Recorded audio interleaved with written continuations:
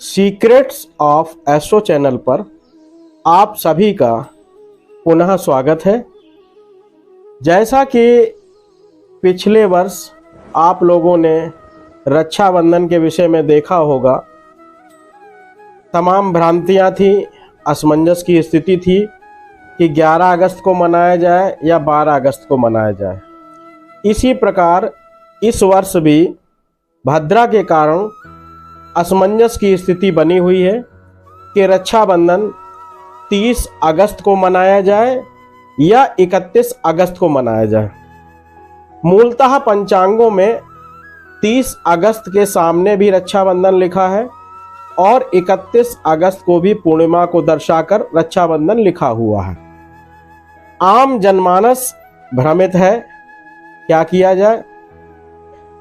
जहां तक तिथि के स्पष्टीकरण की बात है तो 30 अगस्त दिन बुधवार को 10:58 यानी ये मान लीजिए 11 बजे के आसपास पूर्णिमा प्रारंभ होगी और यह पूर्णिमा जो है 31 अगस्त यानी दिन बृहस्पतिवार को प्रातःकाल 7:05 के आसपास तक रहेगी। यानी सूर्योदय से पूर्णिमा जो है लगभग 1-1.25 घंटे तक रहेगी। पूर्णिमा जब से प्रारंभ हो रही है 30 अगस्त को, उसी समय से यानी 11 बजे से भद्रा काल का प्रारंभ हो जाएगा। भद्रा काल जो है वो रात्रि के 9:01 या ये मान के चलें कि 9 बजे से 9:15 के बीच में भद्रा काल रहेगी। तब तक ऐसी स्थिति में चूंकि भद्रा रात्रि तक रहनी है और भद्रा काल में राखी नहीं बांधी जाती, यह स्पष्ट नियम है।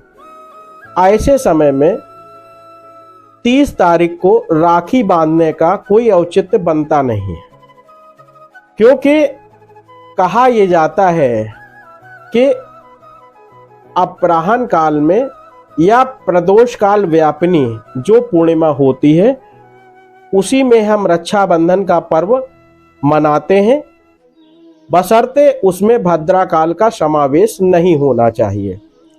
यानी भद्रा रहित पूर्णिमा जो होती है उसी में हम रक्षाबंधन को मनाते हैं। इस स्थिति में 31 मिल रहा है हमें। धर्म सिंधु जो सर्वमान्य ग्रंथ है उसमें साफ साफ स्पष्ट है कि अपराह्न या प्रदोष व्यापिनी श्रावण पूर्णिमा में ही रक्षाबंधन पर्व मनाना चाहिए और यह भी स्पष्ट है कि उस वक्त भद्रा नहीं होनी चाहिए।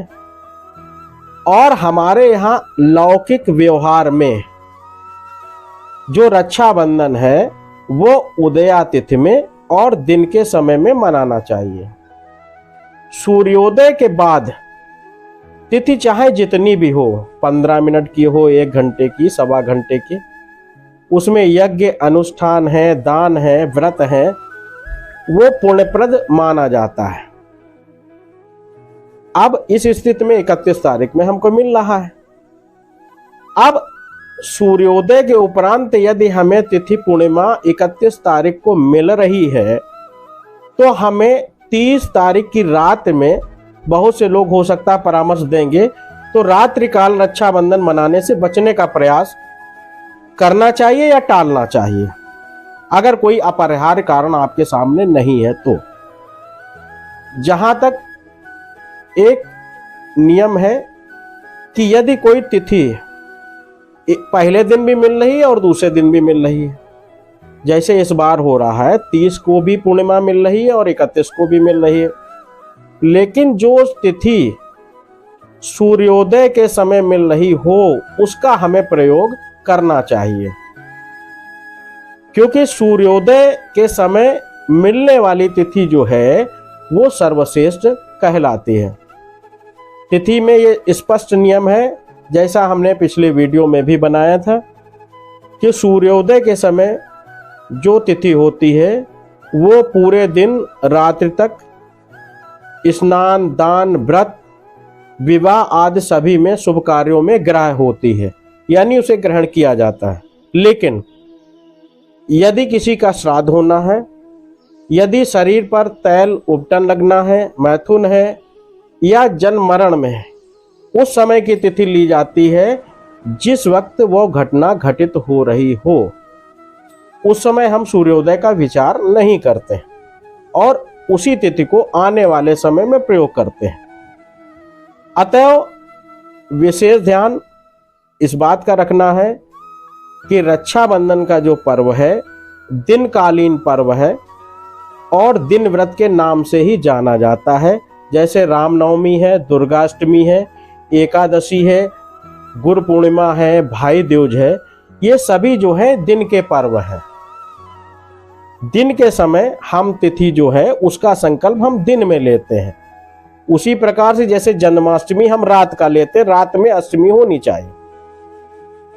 यदि संभव हो तो आप इसका सदुपयोग कर सकते हैं। विशेष बात यहां पर यह भी है जो हम बताना चाहेंगे कि देखिए, पूर्णिमा जो है हमें अगले दिन यानी 31 तारीख को सुबह 7:05 के आसपास तक मिल रही है।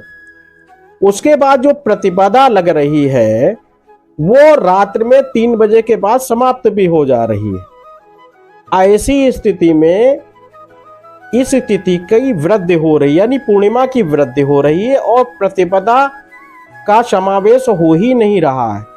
यानी सूर्योदय के बाद और सूर्योदय से पहले प्रतिपदा तिथि समाप्त हो जा रही है। यहाँ पर यह भी नहीं है कि पूर्णिमा के बाद प्रतिपदा हमें मिल जाएगी, हमें नहीं करना है।